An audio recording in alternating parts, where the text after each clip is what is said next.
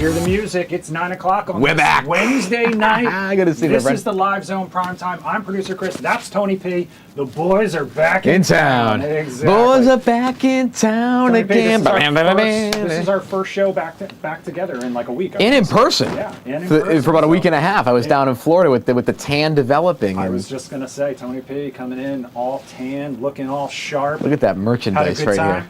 The golf game got a lot better, I'll tell you, Chris, overall. As you went along? It did. Now, what was really cool is that I get to see Grandpa, of course. I got to watch some incredible old movies. So him and I have a tradition. Every single night when I'm there, we watch an old movie together. Because I can't see him during the day because he's sleeping or I'm going to play golf, right? Mm-hmm. So we watched a bunch of old 50s movies. Marlon Brando. We watched a documentary on cheating in Las Vegas and how these casinos catch you and all that stuff. Interesting. And then finally, what's really interesting, kind of relates to what we do here, a documentary on Mike Wallace, the former 60 Minutes guy, and learned a lot about him in interviewing. And I got to tell you, my friend, Mike Wallace was tough. He was a tough guy. And, he was scary. It runs in the family because Chris Wallace, his son. That's right. Tough too. Trust Scary. me, a long time Fox News Sunday anchor. We would have live hits with him every Friday on Fox 5 News at 8.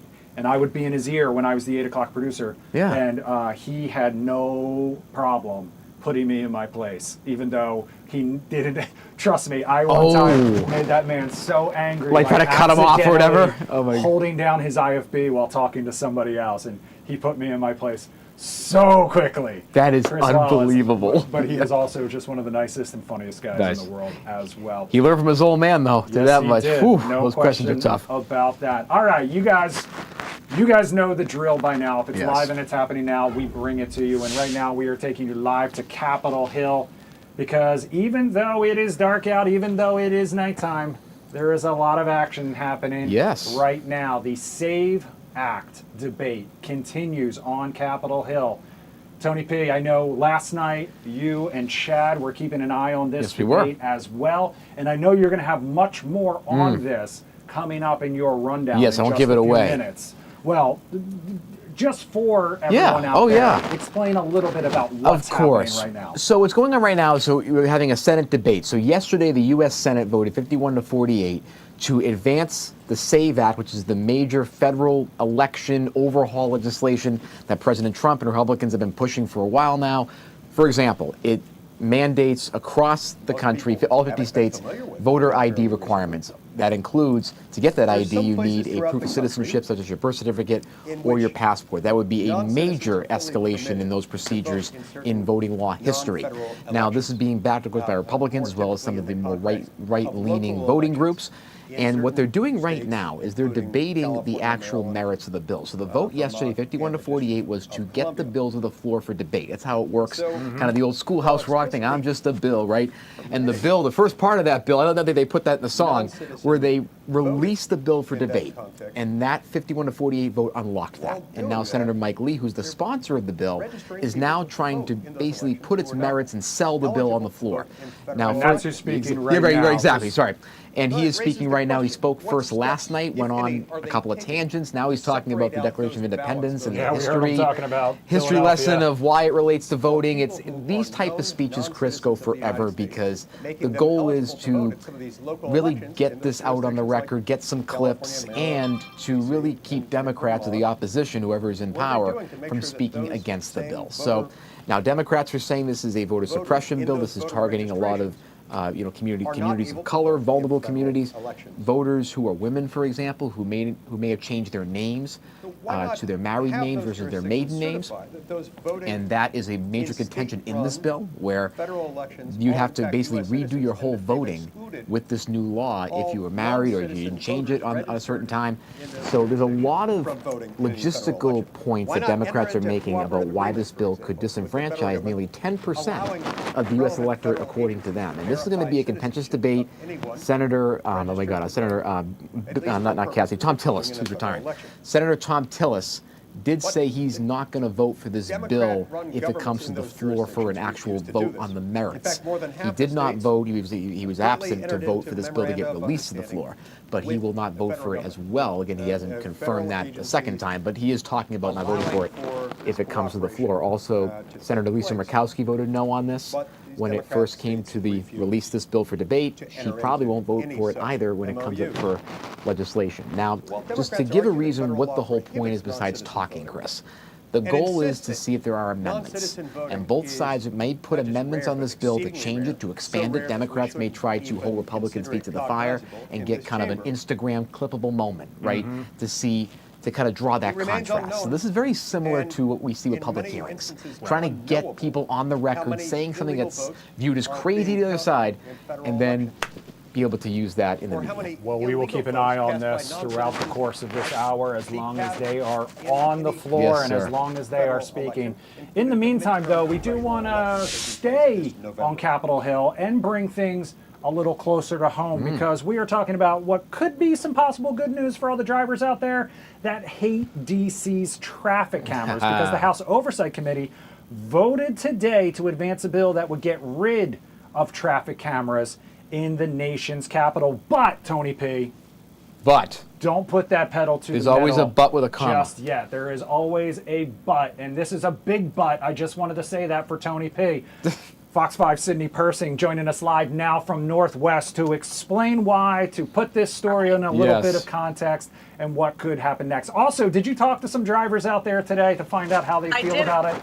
Yeah, of course I did, and it probably does not surprise either of you gentlemen to learn that the drivers we met were super in favor of the idea of these cameras going away. So many of us who drive through the district every day, we've been hit by these cameras. We know that those fines can be quite hefty. So the folks that I met out here were quite excited about that. We know that there are conflicting opinions, though, about what this would look like, the impacts it would have, particularly on safety and some other related issues. And as you said, Chris, this is not a done deal. This does mean that this ban is one step closer to coming to reality, but a lot would still have to happen. So it passed out of the House Oversight Committee.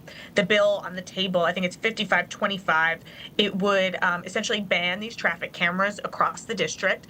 The Republican representative from Pennsylvania who has authored this bill has said that he argues that they're really a money trap, that they do not ensure safety, that the safety data does not at all correlate with the use of these cameras, and that they're costing visitors and residents in D.C.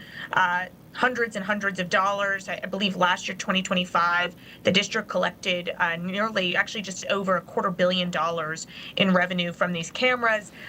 The Mayor Muriel Bowser has been very vocal against this bill. She put out a statement, I believe, yesterday, citing that traffic fatalities were down a record number last year in 2025, and putting some of that credit to these traffic cameras, and said it really could set a dangerous precedent if drivers in the district are told that they're not going to be monitored in this way. We know that there are several national transportation agencies who do support the use of these cameras. Similar cameras in our half of states in the country right now.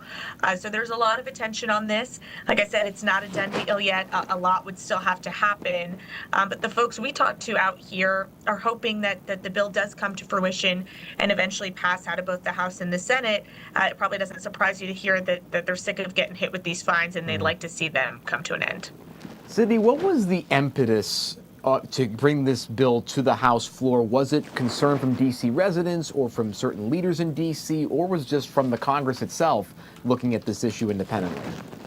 Yeah, well, I think we've seen for quite some time now members of Congress try to sort of rework traffic laws in D.C. As we know, Congress has special authority over the district that it doesn't have, over our local laws, that it doesn't have over states, for example. And of course, these congressmen and congresswomen drive in the district quite regularly. So they too, while they obviously go back to their constituents in their home state, they are getting hit with these fines, presumably, as well.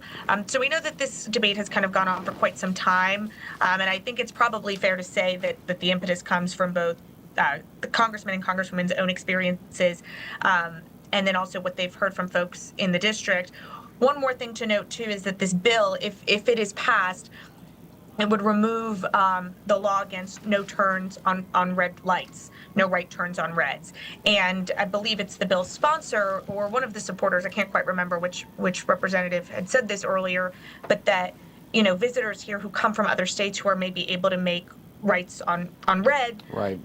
that they're not used to it here in the district, and then they're hit with these fines. So, yeah, we'll have to see. There's a lot that still has to happen. Like I said, since it was just passed out of committee or the House Oversight Committee, so it would then have to pass out of the full House, which is certainly possible. Then it would have to go to the Senate, where it's likely to hit some more substantial roadblocks there. But we'll just have to wait and see. Wow. Sydney,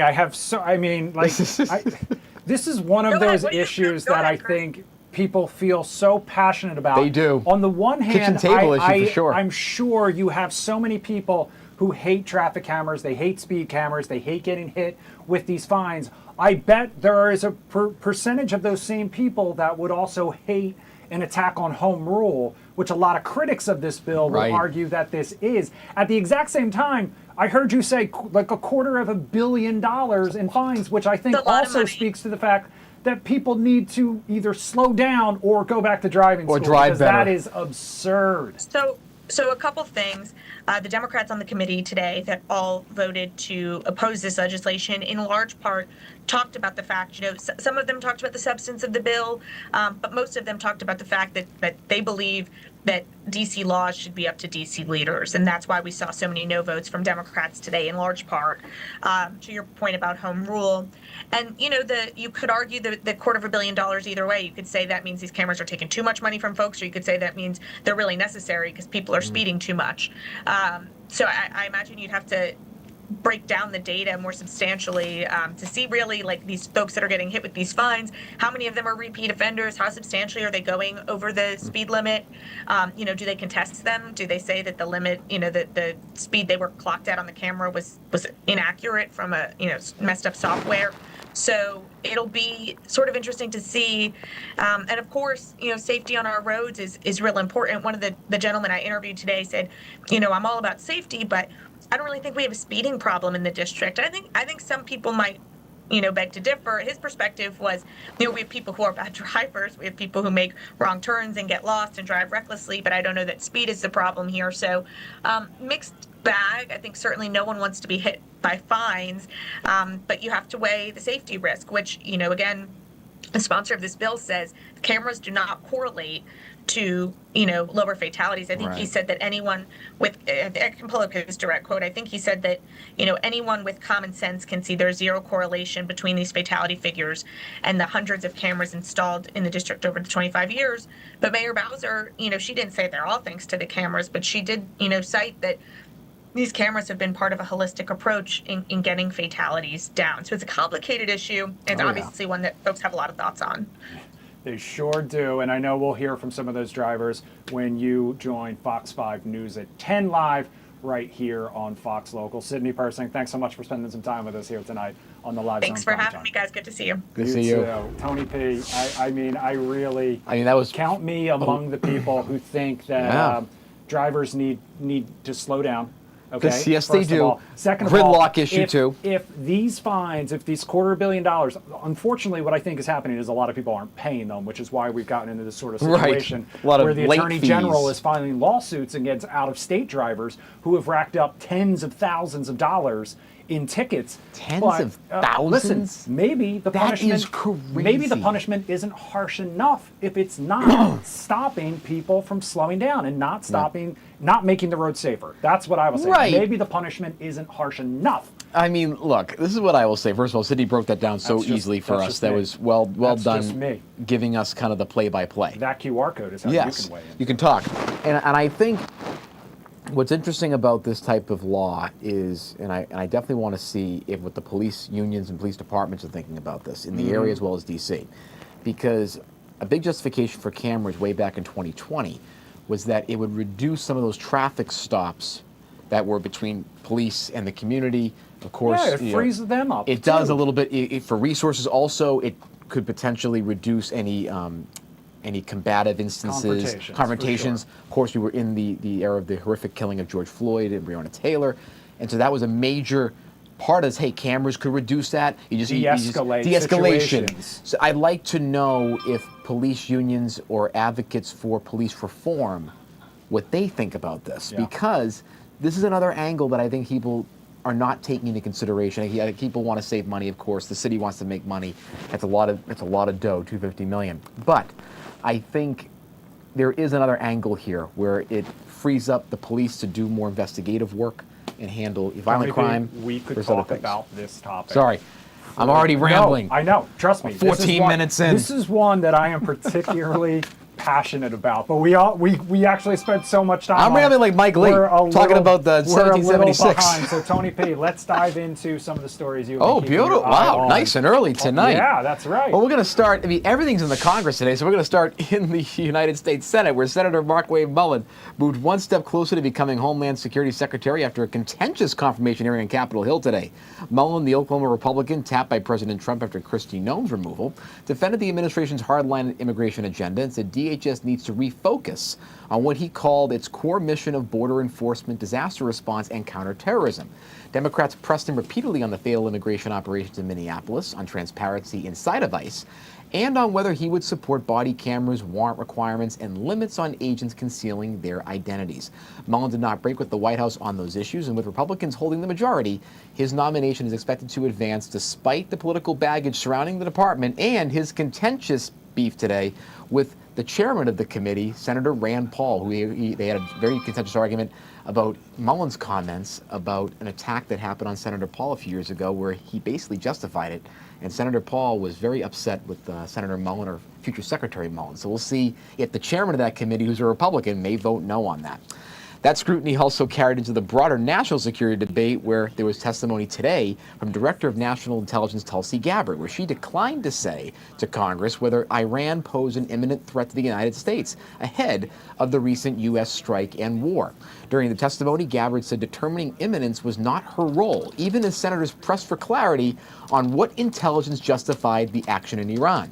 The exchange stood out because the administration has consistently framed the strikes as necessary, while critics are arguing there is still no clear public explanation of any immediate threat that would have required military force. At the same time, federal regulators are making a significant change to aviation safety as well. And the FAA is also talking about issues that really get to the heart of what is going on in terms of radar technology, especially with this shutdown. They are talking about whether it will suspend the use of visual separation in some of the country's busiest airspace, particularly where the helicopters and commercial planes operate in close proximity. This is, of course, in response to the deadly crash that happened in D.C. last January. Instead, controls will now be required to maintain defined radar-based separation between aircraft. Officials say the change is aimed at reducing reliance on pilots visually tracking one another in crowded corridors so they can focus on flying the aircraft, which investigators found can break down under high traffic conditions. So hopefully this will work to help reduce those crashes.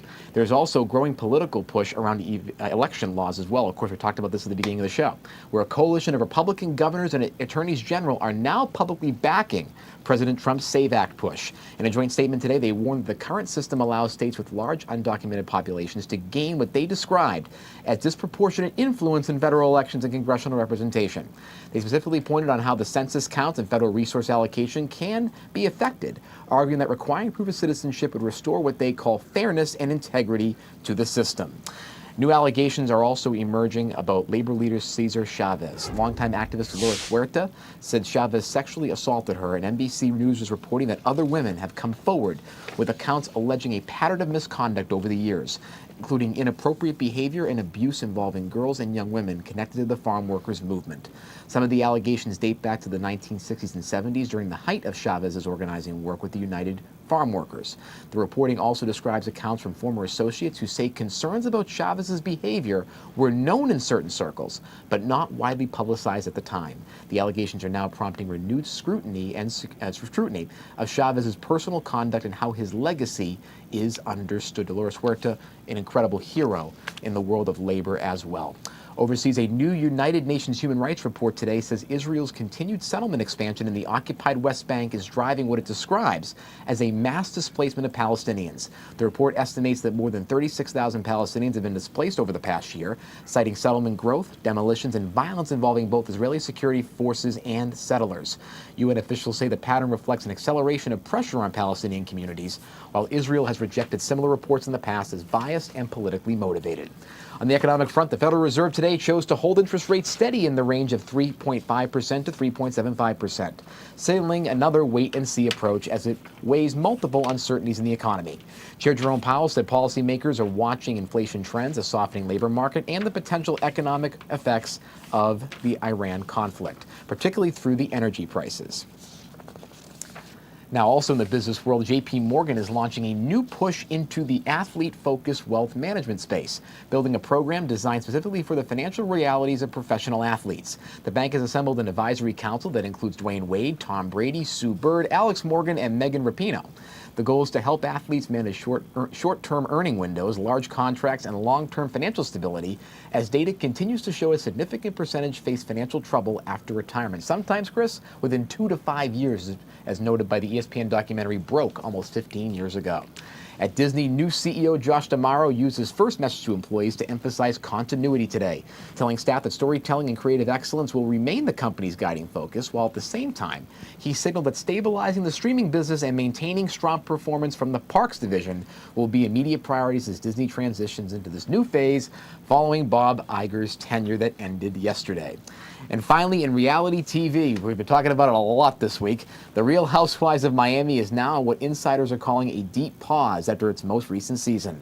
Production is not currently moving forward, and there are no firm plans for a return at this time as Bravo evaluates whether the show needs a cast shakeup or a larger reboot overall. The franchise has not been canceled, but for now, the future remains uncertain. So not only are we seeing some things with The Bachelorette, but we're seeing some things in the Bravo universe, my friend. Coming up in just a little bit, because as everyone out there knows, I am a huge fan of the Secret Lives of Mormon Wives franchise. As am I.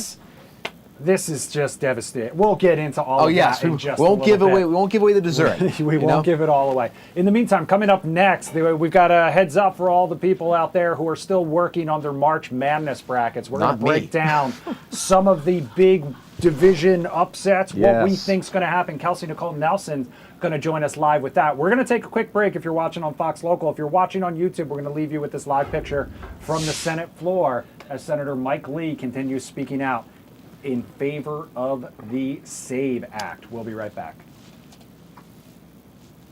Verify the citizenship of the respondents? I thought I had the flight one in the wrong survey.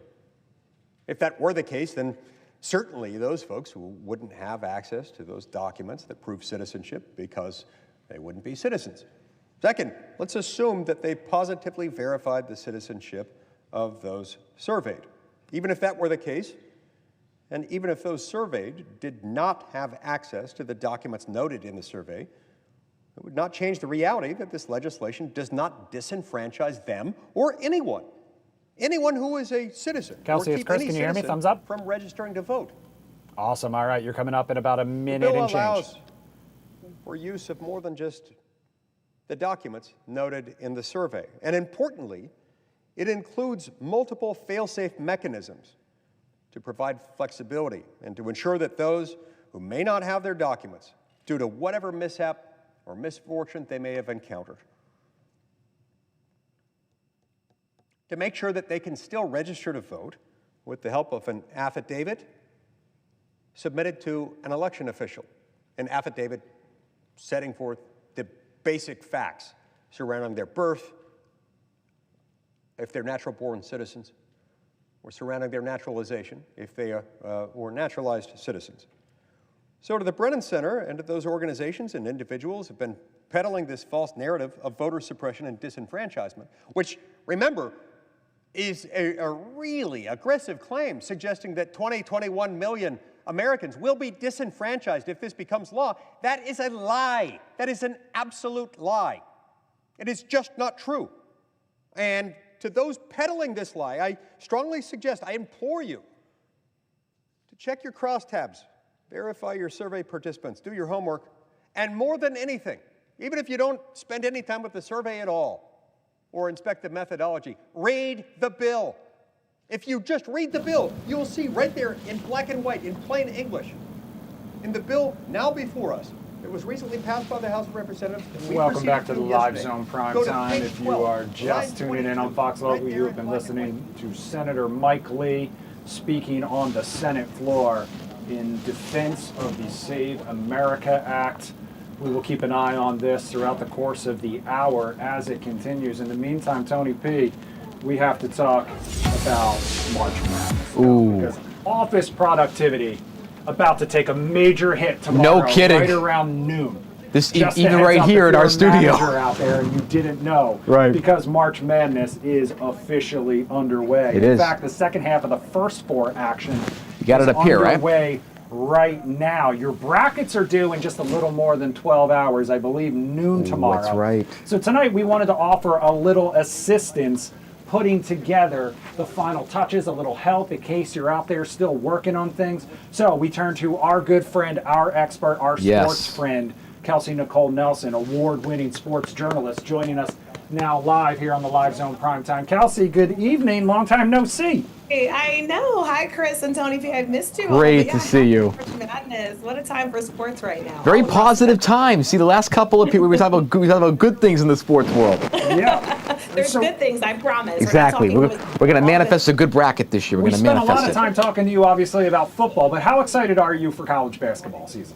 I love it, but I will tell you, as a Terp fan, my heart is sad for our men, but for our women, it's very, very exciting. And I have to shout out Brenda Fries for what she's done, y'all, for the Terps. 16 straight tournament appearances in our 24 seasons, 22 times in the NCAA postseason. So, it's something brewing. And my sister's a little heartbroken about UMBC. My sister is a retriever.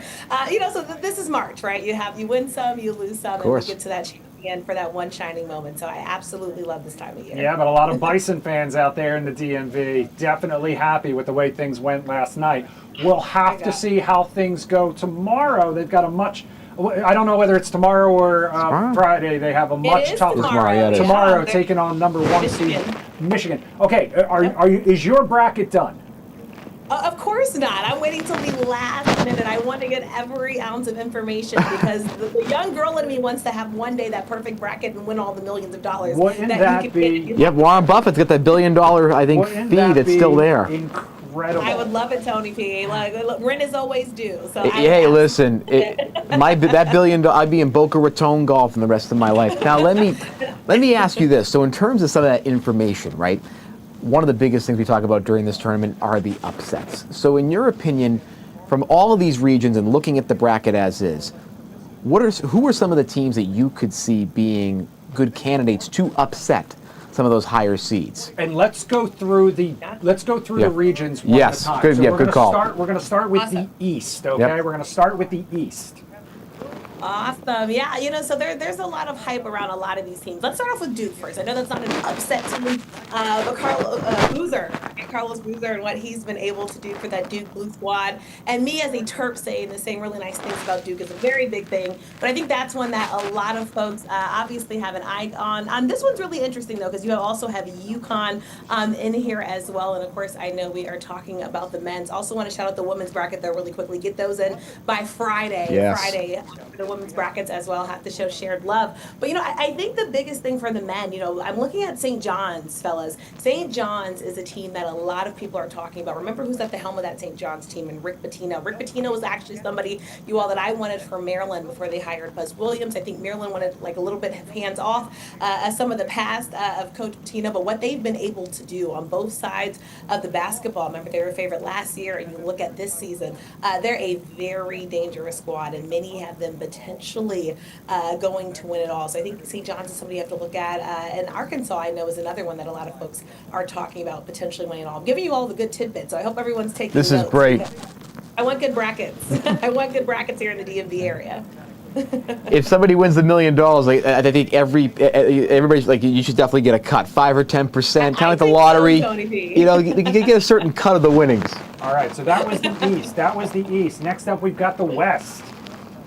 So I think again, you have your folks like Villanova who, again, if you know basketball, I think you're automatically going to advance teams like that. BYU is a team I'm not hearing enough about. That's definitely a team I think a lot of people want to closely watch. I personally would advance them quickly in this one. Wisconsin is a team I think that it's a lot of different eyes on them. I think a lot of people don't know what to do, but remember, this is March.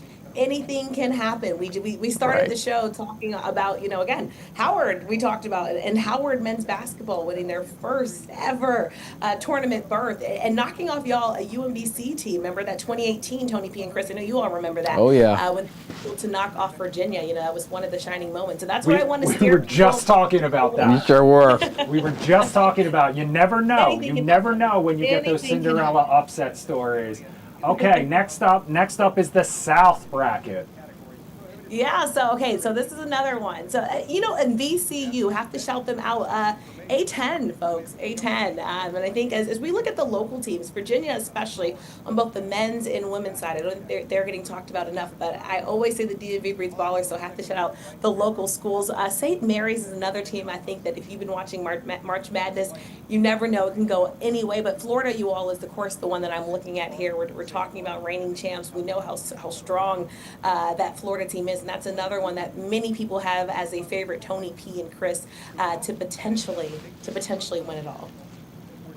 Exactly, and this one thing I find interesting is about these teams. They have a certain profile, the ones that make it through. Kelsey, let me ask you this: what does the championship team look like from a profile perspective on the offensive side of the ball, the defensive side of the ball, and just their overall team chemistry? What is the profile of a winner of the March Madness tournament? Because I think that's what people try to figure out every year, why their bracket was busted or their top 4 picks didn't make sense. What does that profile look like, and what should people look out for in these teams to find that profile?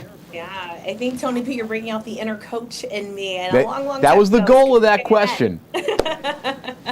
But, I think the biggest thing that most coaches will tell you, you have to rebound on both sides of the board, right? Both defensively and offensively. You want to get those second chance possessions. And so, again, look for that aggression. On the other side of rebounding, Tony P, the big thing that happens is you can't get players in foul trouble, especially your star players. I think we see this time in and time out. Of course, health is always going to be wealth. And, again, this is for both the men's and women's side of the basketball. Something interesting on the women's side I'm looking at with Maryland. Maryland has 4 guards that are injured, and they have about 4 freshmen that have been playing some good minutes for the Lady Terps. So just think about how they've had to shift and adjust their team. But the problem is with injuries, Tony P, you don't know who is going to be that star to step up. So this is kind of why you have to have a full profile of the team. And the other thing, I think this might sound small, but it's the conditioning, right? March Madness, it's going to be a lot. Players are probably going to be asked to play some extended minutes. And so this is really when, your physique, your physicality, all that type of stuff comes in. It's going to, a lot of these games, we just watched y'all Howard and UMBC, and it came down to the final seconds. This is what March is all about. But I think the biggest thing is, it's who's going to step up. You need shooters, right? Shooters shoot. You need somebody that's going to just take charge, take the lead, and maybe just make that game-winning basket. So I think that's the biggest thing, but you want to make sure you have a good look. But again, I think the biggest thing is going to be rebounding. You're going to want to see some tight defense. I think we're going to see some different defensive schemes on both the men's and women's side of the basketball. But I'll tell you, I think on the women's side, many people are thinking it's going to be your number ones that are going to advance to the Final Four. Again, I think on the men's side is where we're expecting some more of the shake-ups, because this college basketball season, if you've been watching, there's been a lot of interesting teams. Like I said, I have a lot of eyes on Arkansas. It's a team I'm not hearing enough or a lot about, but if you watch this squad, I truly do think they might have what it takes to potentially win it all. All right, well, we're taking a look at the Midwest bracket right now. Any standouts there?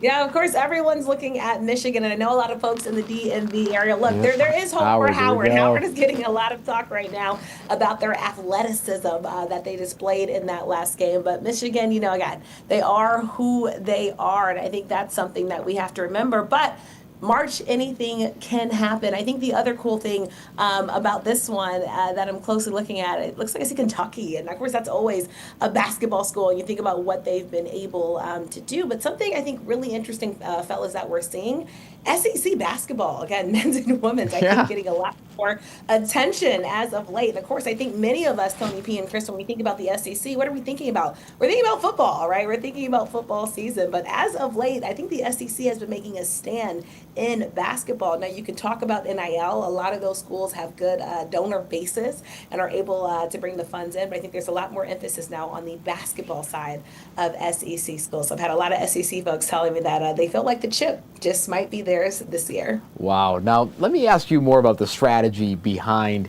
putting together a good bracket. Where do you think most people go wrong when they put a bracket together? Is it too much research, too little research, or is there a whole host of issues that people have, and that's why they're constantly scratching their head or throwing papers at the wall when it comes March Madness time?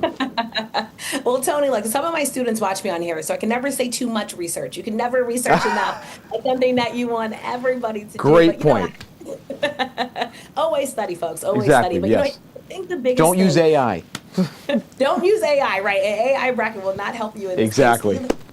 The biggest thing is everybody's like, okay, they want to just pick the favorites. Let's be honest. You go look, you're like, okay, this is a top dog, this is a top seed. Remember, folks, basketball 5-on-5, and it can be one player that can change a game in basketball. So I think this is one of those things where you have to go beyond the team dynamics and again really look at the individual players who might take over. So all in all, to say there's going to be an upset. There's going to be at least one upset, I think, in both the men's and women's side. It's up to you to pick who that is. Go back and look at their schedule and look at the close games that they potentially played against some top dog teams. Look at if they've had any upsets. Like for me, I love picking the upsets early on, but I've also never had a perfect bracket. So Tony P, I need to take my own advice and do a little bit more research. I don't think anybody's ever had one.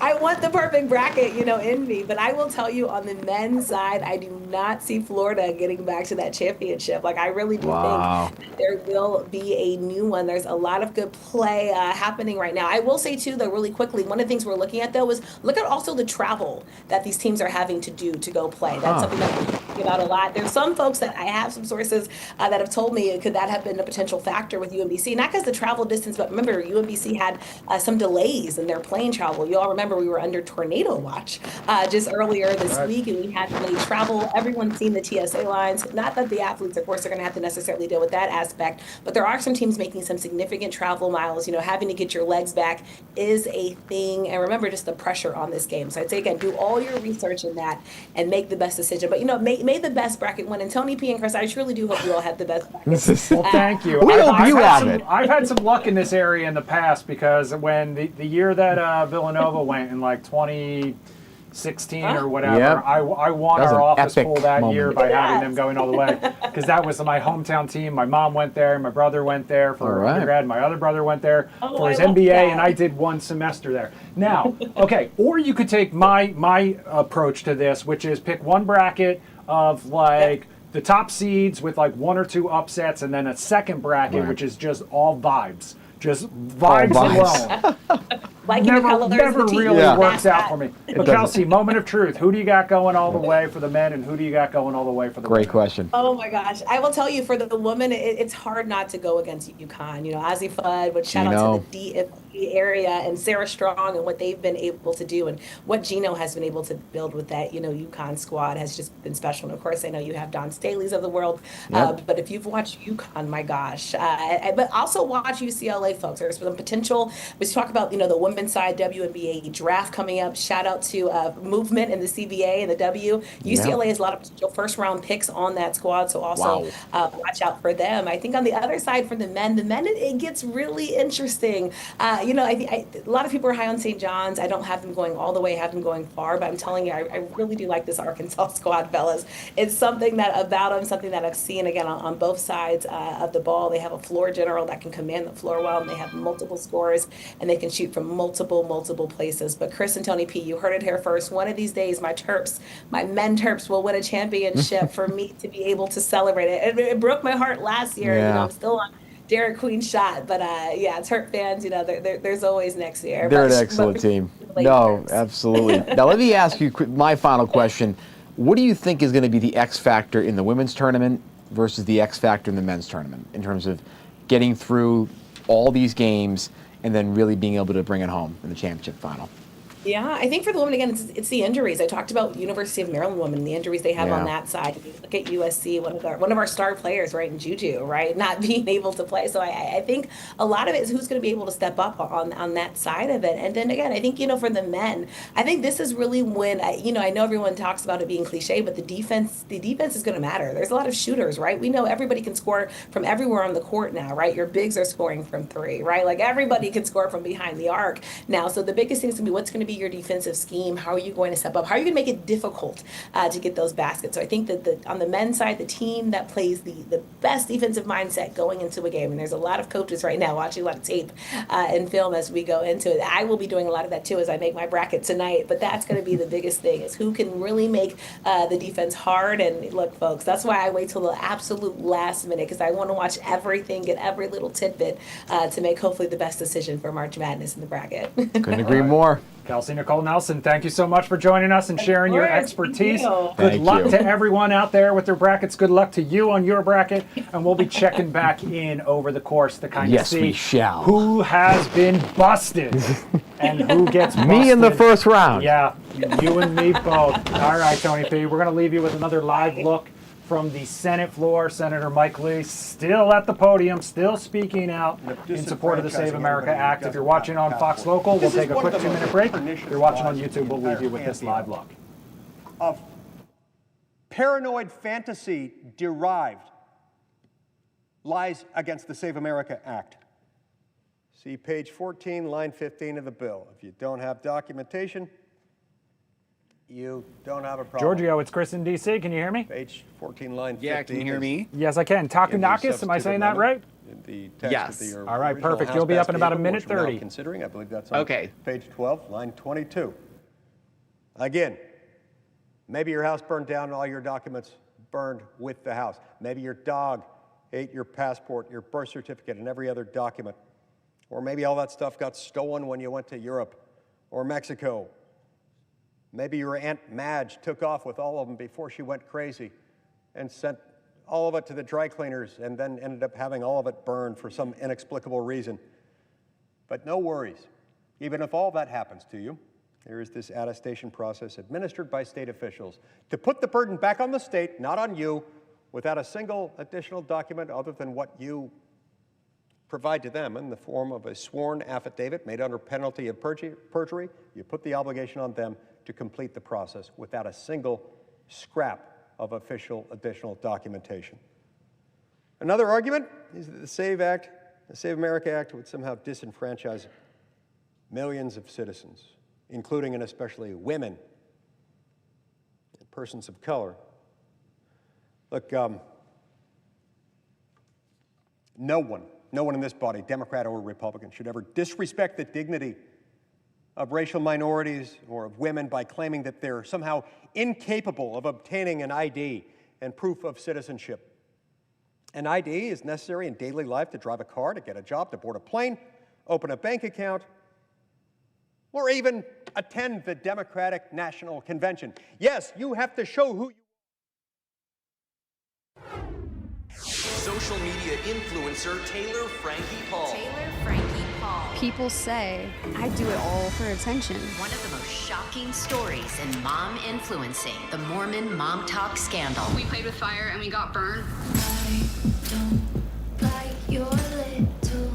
Millions of likes, and I didn't like myself. I have trouble admitting I deserve better. When he cheated, I'm angry with myself because I knew he was lying. Am I worthy of love? Is it even possible? As a single mom, I want to better myself. You're pulling yourself out of darkness, and that's something that you should be proud of. I haven't dated. I need to get back into it. I'm ready to find love. Maybe all I need to do is be my own true self.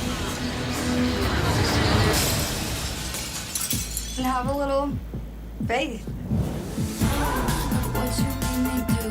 Look what you just made me do. That was a great promo. That is the trailer for the new season of The Bachelorette that is supposed to premiere this weekend, but it is now swirling with controversy after the revelation that star Taylor Frankie Paul is facing new domestic violence allegations. And we don't want to minimize this at all, Yes. but we do also want to have a little fun here tonight. It could have ripple effects on the other show that made her a star, The Secret Lives of Mormon Wives. So for more on the drama, how it started, and what could come next, entertainment news expert and Giorgio Says podcast host Giorgio Takunakis joining us now live here tonight on the live Zone Primetime. Giorgio, thank you so much for joining us. And like I said, serious allegations around Taylor Frankie Paul, but at the same time, people they do love the drama. So my first question for you is, can Mom Talk survive this? Yeah, this one, I don't know. It seems like the cast has really started to distance themselves. So I don't know if Mom Talk can survive this one. Yeah. So before we get into the Secret Lives of Mormon Wives aspect of this, and I know that they're super intertwined, can you kind of take us back to the beginning of how this all sort of came about? What is the story behind the drama? So season 4 of The Mormon Wives just dropped, and obviously Taylor's upcoming appearance on The Bachelorette and her toxic relationship with her ex and the father of one of her children, Ever True, is her major storyline. Yeah, so this has been happening since the inception of the show. I think the reason why this current situation is even worse is that this is how the show kind of started. We kind of met Taylor and Dakota through their drama on the very first episode of season 1. So I think in season 4, you really kind of see that the toxicity is really between the both of them, and they both kind of play a hand in things. And we're learning as well that clearly production has, been possibly protecting Taylor in the edit as well. So I think that's why a lot of this seems a lot more shocking. I think a lot of other people that are closer to this whole thing probably wouldn't be as shocked, if I'm being honest. Are there any indications that the Bachelorette team and production staff knew that this could potentially happen, given that this was public somewhat through, the Mormon Wives show as well as on her personal social media account?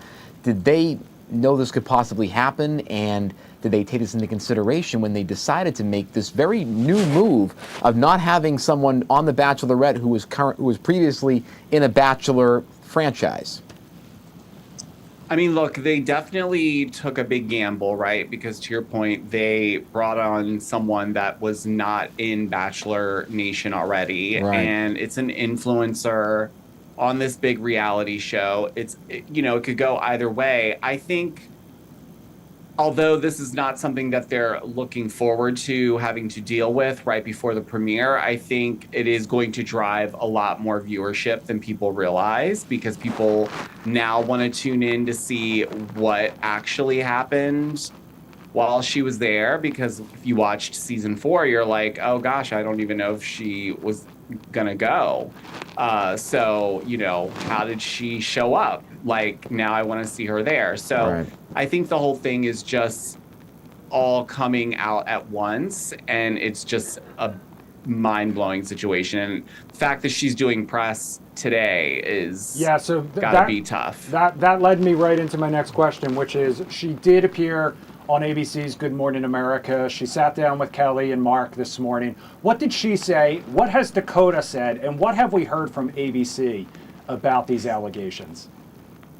So Dakota's just basically come out, I think, on the latter part of the day, where he's just basically saying he didn't want any of this to come out, but he had a feeling it would. And obviously this took place a couple weeks back at this point.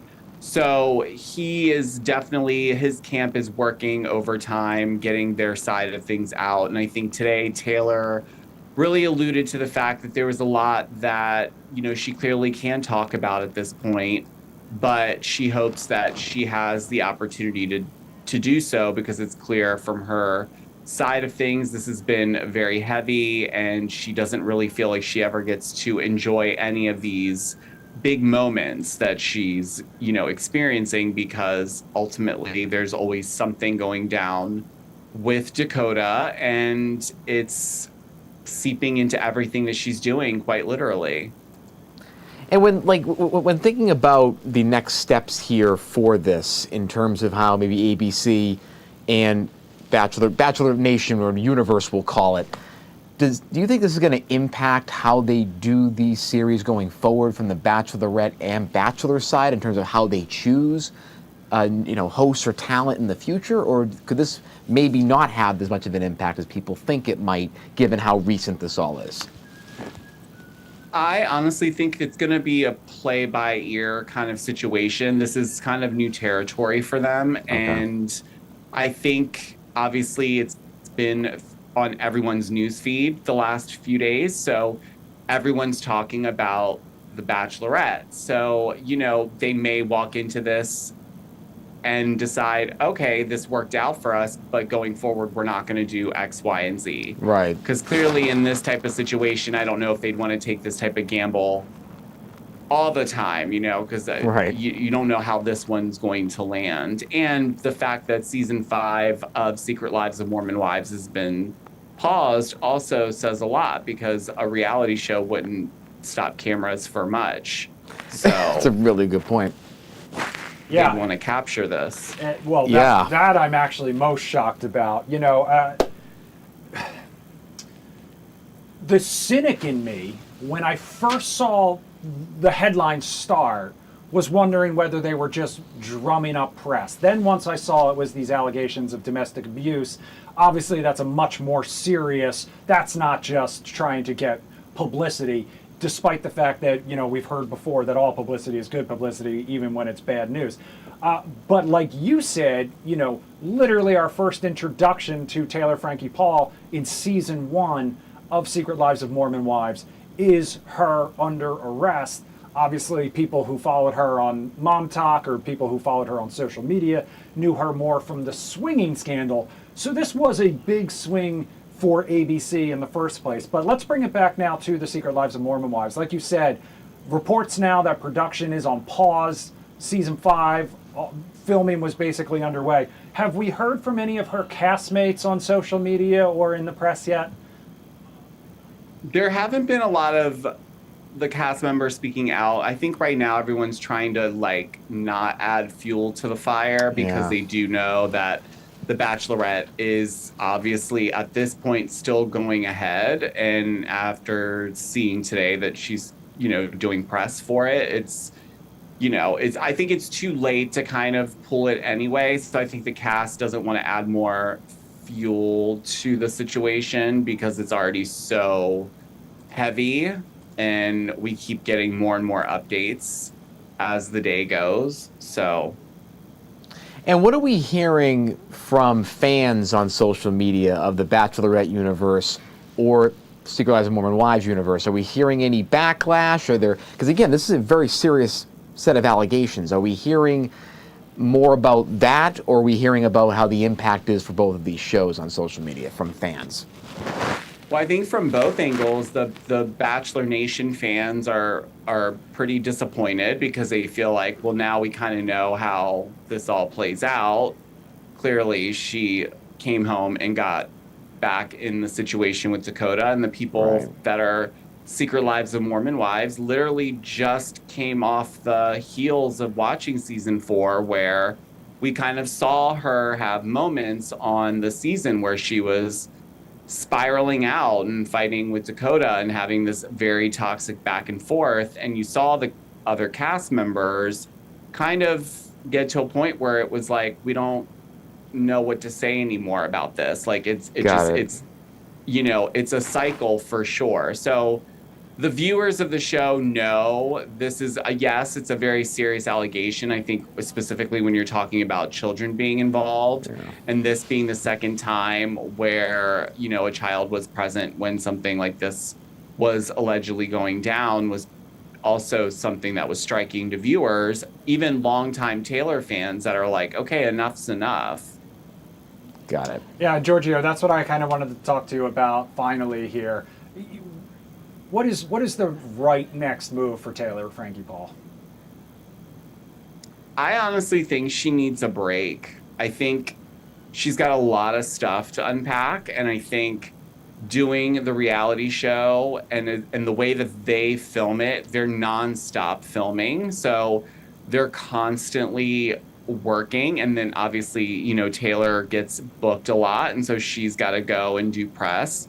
So I think she needs a break. I think she needs to go seek some real help and, really seek out some real answers and resources if she's going to continue to be in this type of space, because it's not easy. Is that going to be hard, given how the Bachelorette in the season is going to be laid out and there'll be press afterwards potentially? Is that going to be hard for her to do that now, or will there be chances to do that during this cycle of the show, the Bachelorette?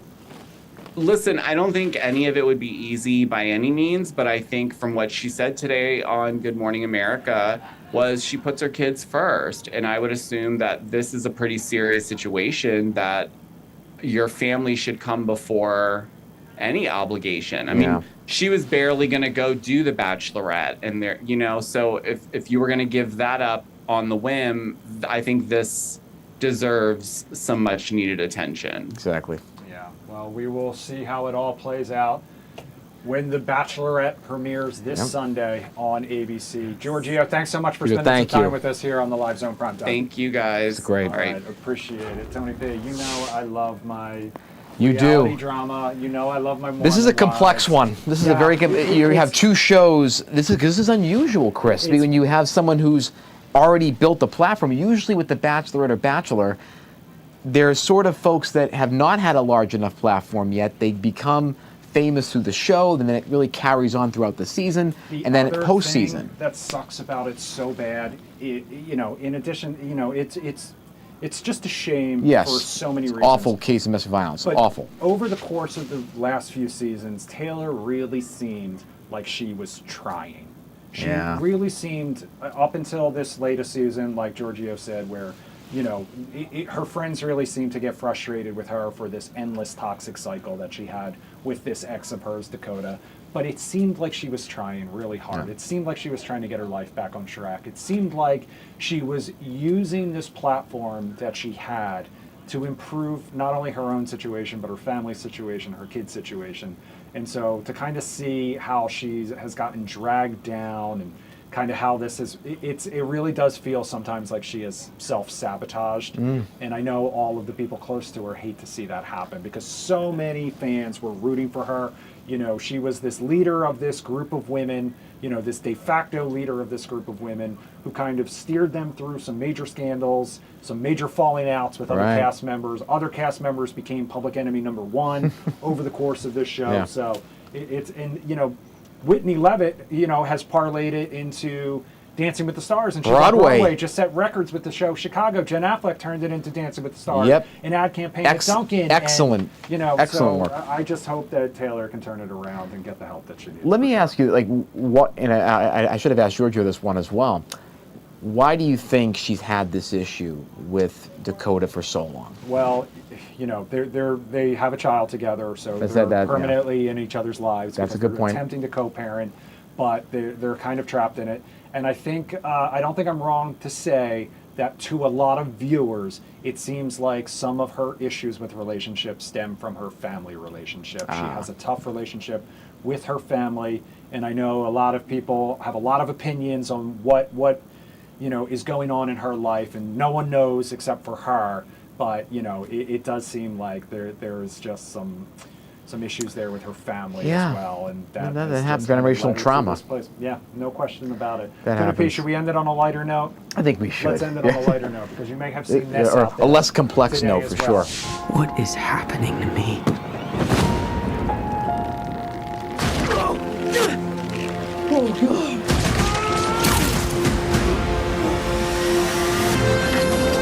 Excuse me, Dr. Banner. I need your help. What did you say your name was?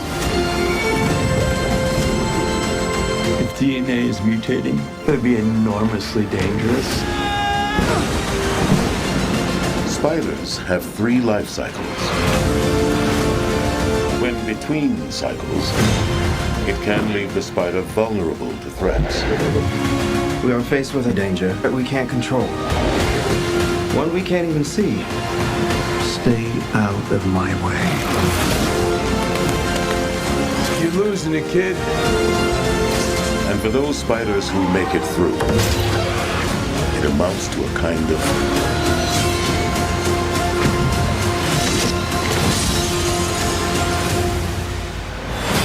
rebirth. So that was part of the trailer for Spider-Man Brand New Day, which hits theaters July 31st, 2026. 2 things to note there, Tony P.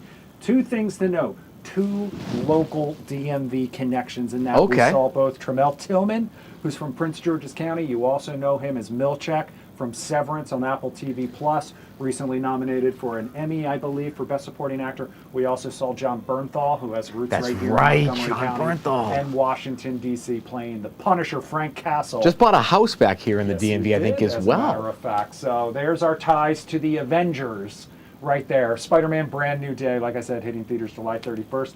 2026. Yeah. This, of course, comes amid a wave of speculation that Tom Holland and Zendaya, also in the movie, have tied the knot. They haven't confirmed. Zendaya also in Dune 3 as well, that just got released for trailer yesterday. And she's in a movie with Robert Pattinson where she's been doing all these red carpet appearances, and she's been wearing a series of dresses that Wall Roach, her stylist, has alluded to borrow from the tradition of something old, something new, something borrowed, something blue. So pretty excited for this. I think a lot of fans are as well. There's a lot of little Easter eggs in there as well. I haven't seen the Spider-Man movie that comes before this one, so I still need to see that to kind of get caught up. You're a little behind there, my friend. But thank you to everyone who joined us tonight on Fox Local and Fox 5 PC's YouTube page. Tony P, well good done. to have you back. We'll see you back here tomorrow night. Fox 5 News at 10 coming up next.